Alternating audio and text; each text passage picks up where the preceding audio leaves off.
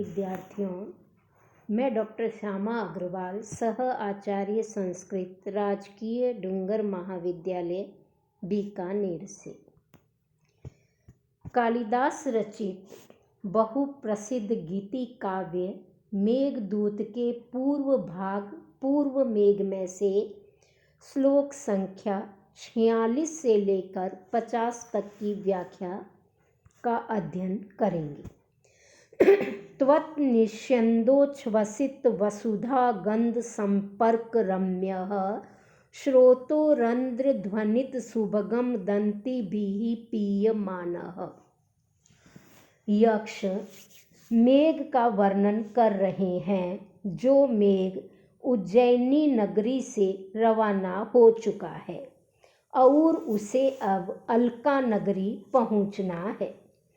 त्वत् हे मेघ, तुम्हारे निष्यंद बरसने से उच्छ्वसित प्रफुल्लित वसुधा गंध पृथ्वी की गंध के संपर्क रम्य संपर्क से रमणीय दंती भी, हाथी को कहा जाता है क्योंकि उसके 2 दांत बाहर की ओर निकले हुए होते हैं, इसलिए उसे दंती कहा जाता है।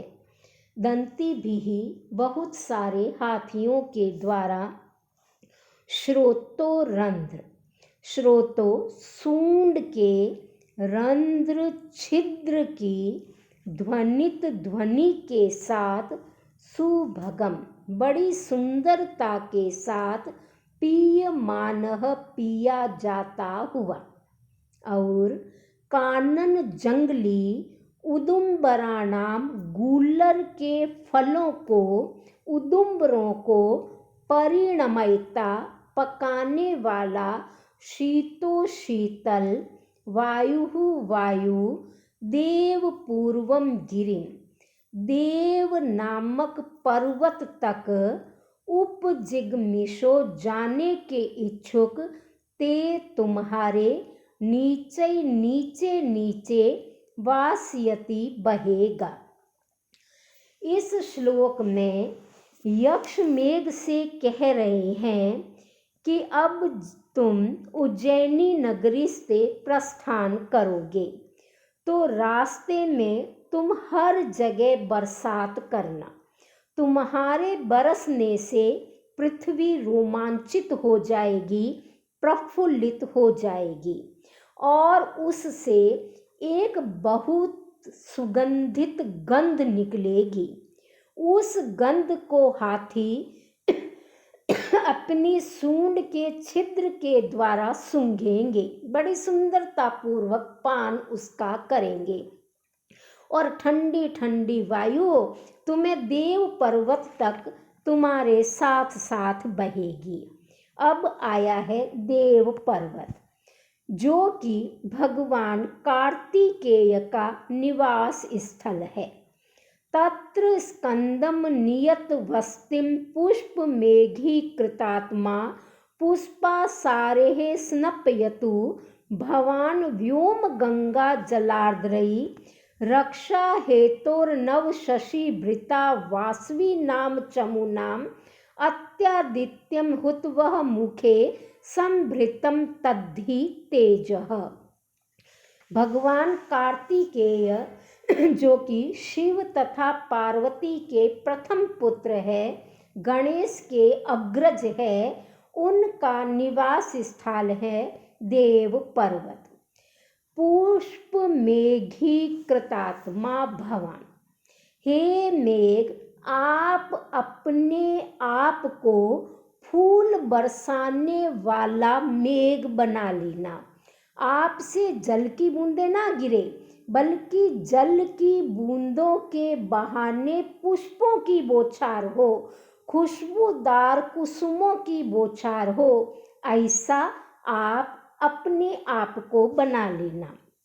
तथा तत्र उस देव पर्वत पर नियत वसतिम, हमेशा निवास करने वाले स्कंदम, कार्तिकेय का नाम है, भगवान कार्तिकेय को, भगवान स्कंद को व्योम गंगा, आकाश गंगा के जल से आर्द्र गीले पुष्पासारई फूलों की बौछारों से स्नपयतु स्नान करा देना। क्योंकि तत् वह कार्तिकेय वासवी नाम इंद्र की चमूनाम सेनाओं की रक्षा हेतु, रक्षा के लिए नव शशि भ्रता, नवीन चंद्रमा को धारण करने वाले अर्थात भगवान शिव के द्वारा हुत वह वहन करता है आहुति को अर्थात अग्नि। अग्निदेव के मुख में संभृतम डाला गया आदित्यम अति, सूर्य से भी बढ़कर तेज है, सूर्य से भी अधिक तेजस्वी है। उस कार्तिकेय का जन्म ही इस उद्देश्य के साथ हुआ था कि वह इंद्र की सेनाओं को राक्षस से बचा सके, तारकासुर से बचा सके, और इसीलिए भगवान शिव ने अपना वीर्य अग्नि के मुख में डाला था, और वह कार्तिकेय जो है वह सूर्य से भी अधिक तेजस्वी है। यहाँ पर एक पौराणिक कथा है कि तारक नामक एक असुर ने देवताओं और इंद्र को आतंकित कर रखा था। उसके विनाश के लिए देवताओं ने शिव से याचना की और उनके पुत्र की कामना की। शिव ने अति तेजस्वी अपने वीर्य को अग्नि के मुख में अर्पित किया, परंतु अग्नि उसे सहन नहीं कर पाया और अग्नि ने उसे गंगा में डाल दिया। गंगा भी उस वीर्य के तेज को सहन न कर सकी, अतएव उसे शरवन सरकंडों के पुंज में फेंक दिया, जहां उसे 6 कृतिकाओं ने खा लिया, जिनसे 6 पुत्र उत्पन्न हुए। उन्हीं 6 पुत्रों के एकत्रित रूप को स्कंद, कुमार या कार्तिकेय नाम से पुकारा गया। इसलिए वह सूर्य से भी अधिक तेजस्वी है, अग्नि से भी अधिक तेजस्वी है, और उनका जन्म का उद्देश्य ही तारकासुर का वध है। ऐसे कार्तिकेय को तुम आकाश गंगा से गीले फूलों को वर्षा करके नहला देना। वही कार्तिकेय का वाहन मयूर है। उसका वर्णन है, ज्योतिर्लेखा वलई गलितम यस्य बरहम भवानी यस्य कार्तिकेयस्य। उस कार्तिकेय की ज्योतिष लेखा, तेज की रेखा से वलय गोलाकार, गलितम अपने आप झड़े हुए, बरहम पंख को, भवानी पार्वती, पुत्र प्रेमणा पुत्र प्रेम के कारण, कुवलय दल प्रापी नील कमल की पंखुड़ी पहने जाने योग्य ऐसे कान में पहनती है। तम उस हर शशि रुचा भगवान शिव के चंद्रमा के समान कांति वाले या उनकी किरणों से धोत चमकते हुए अपांगों वाले पावक नाम है कार्तिकेय का।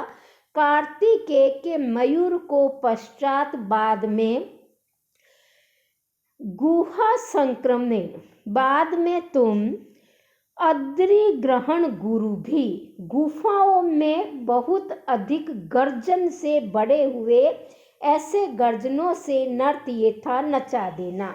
जब तुम गुफाओं में गर्जोगे तो वो गर्जन और अधिक धीर गंभीर या गहरा हो जाएगा। उससे तुम उस मयूर को नचा देना, उसका कुछ मनोरंजन कर देना, क्योंकि वह मयूर कार्तिकेय का वाहन है। और पार्वती चूंकि कार्तिकेय से प्रेम करती है तो उसके वाहन से भी करती है, और पुत्र प्रेम के कारण वह मयूर पंख को अपने कान में धारण करती है, जो कान इतना कोमल है कि नील कमल की पंखुड़ी पहनने योग्य है। उस कान में वो पुत्र प्रेम के कारण मयूर पंख धारण करती है। अग्रिम श्लोक में मेघ से चर्मणवती नदी पर जाने का अनुरोध किया जा रहा है। आराध्य ऐनम श्रवण भवम देवम उल्लंघिताध्वा। एनम इस श्रवण भवम सरकंडों में उत्पन्न देव अर्थात कार्तिकेय की आराध्य आराधना करके वीणी भी वीणाधारी सिद्ध द्वंद्वई सिद्ध दंपतियों के द्वारा जल कण भयात जल की बूंदों के डर से मुक्त मार्ग छोड़ दिए जाने पर उल्लंघित अथवा फटाफट मार्ग पार करके मार्ग का उल्लंघन करके सुरभि तनया लंबजाम तुरंत मार्ग पार करके गवालंब नामक यज्ञ से उत्पन्न भूवि पृथ्वी पर स्रोतो मूर्तियां नदी के रूप में परिणित रंति देवस्य राजा रंति देव की कीर्ति का मानैष्यन मान रखते हुए व्यालंबे था आगे कुछ देर ठहर जाना, उस नदी पर रुक जाना। अगला पड़ाव है चर्मणवती नदी। पहले तुम भगवान कार्तिकेय की पूजा करना, फिर तुरंत मार्ग पार करना, क्योंकि रास्ते में वीणाधारी सिद्ध दंपति तुम्हें देखते ही फटाफट मार्ग छोड़ देंगे, क्योंकि उनको पता है अगर जल की बूंदें हमारी वीणा पर गिर गई तो वीणा खराब हो जाएगी, तो वो तुरंत मार्ग को छोड़ देंगे। तुम्हें रास्ता मिल जाएगा, एम्प्टी रोड, बिल्कुल खाली सड़क, तुम फटाफट मार्ग को पार कर लेना। अब आगे तुम्हें एक चर्मणवती नाम की नदी मिलेगी, जो कि इस लोक में नदी के रूप में है, लेकिन वह राजा रंति देव की कीर्ति है, उनका यश है। उस यश का सम्मान करते हुए तुम की कुछ देर वहां पर रुक जाना। यहाँ एक कथा मिलती है कि सुरभि तनया लंबजाम, ये कौन सा यज्ञ है? सुरभि तनया लंब का अर्थ है गवालंब नामक यज्ञ, जाम माने उत्पन्न। प्राचीन युग में गवालंब यज्ञ होता था जिसमें गायें मारी जाती थी। शास्त्रों के अनुसार यज्ञ में कटने वाली गौओं को दिव्य लोक की प्राप्ति होती थी। पौराणिक कथा है कि एक बार बहुत सी गायों ने संस्कृति के पुत्र तथा दशपुर के राजा रंति देव के पास आकर प्रार्थना की कि महाराज आप गवालंब यज्ञ कीजिए, जिससे हमारा ये शरीर छूटे और हमें दिव्य रूप प्राप्त हो। रंति देव ने उनके कहने से गायों की प्रार्थना पर गवालंब नामक यज्ञ किया, जिसमें इतनी गायें मारी गई कि उनसे बहने वाले रक्त से एक नदी बन गई, जो नदी चर्मणवती नाम से प्रसिद्ध हुई। इसी का नाम चंबल है। चंबल का पानी का रंग आज भी लालिमा लिए हुए है और यह उसी रक्त का रंग माना जाता है। कुछ लोगों के अनुसार ऋतु में उत्पन्न सस्य सुरभि तनयाएं हैं, अर्थात पृथ्वी की कृषि संस्कृति ही गोमेद यज्ञ है। यहाँ पर इस श्लोक में कीर्ति और चर्मणवती नदी का भेद होने पर भी अभेद का अध्यवसाय होने से अतिशयोक्ति अलंकार है। त्वया आदुतुम जलम वनते सांगिणो वर्ण चौरई। सांगिणः कृष्ण का नाम है। भगवान कृष्ण का वर्ण चौरई रंग चुराने वाले त्वयि तुम्हारे जलम आदातुम, जल लेने के लिए अवनते झुकने पर। गगन गतयो, आकाश में विचरने वाले। पृथुम अपि, विशाल होने पर भी। दूर भावात, दूर होने से। तनुम, पतली दिखलाई देने वाली। तस्याः सिंधोः, उस नदी के प्रवाहम धारा को। नूनम, निश्चय ही। दृष्टि आवर्ज्य, टकटकी लगा करके देखेंगे। किस प्रकार? एक स्थूल मध्य इंद्र नीलम, एक लड़े हार के बीच में एक मोटी सी इंद्र नीलमणि हो, मुक्ता गुणम, मोतियों के हार में, उसके समान वो प्रेक्षिष्यन्ते, देखेंगे। मोतियों की माला, यहाँ नदी की सफेद धारा पृथ्वी के गले में पड़े हुए मोतियों के हार के समान बताई गई है। और नदी के ऊपर झुका हुआ काला काला बादल उस हार के बीचों बीच पेंडल के रूप में पिरोई गई इंद्र नीलमणि के तुल्य दिखाई दे रहा है। इस श्लोक में कहा गया है कि तुमने कृष्ण का रंग चुरा लिया है। एक का वर्ण दूसरा भला कैसे चुरा सकता है? क्योंकि वर्ण तो जन्म के साथ ही उत्पन्न होता है और मृत्यु के साथ ही समाप्त होता है। इस प्रकार वस्तु संबंध असंभव हुआ। फिर भी सानगी के वर्ण के समान वर्ण का प्रतिपादन करने से यहाँ निदर्शना अलंकार है। बहुत सुंदर उपमा दी गई है और कृष्ण वर्ण मेघ को इंद्र नीलमणि के समकक्ष बताया गया है।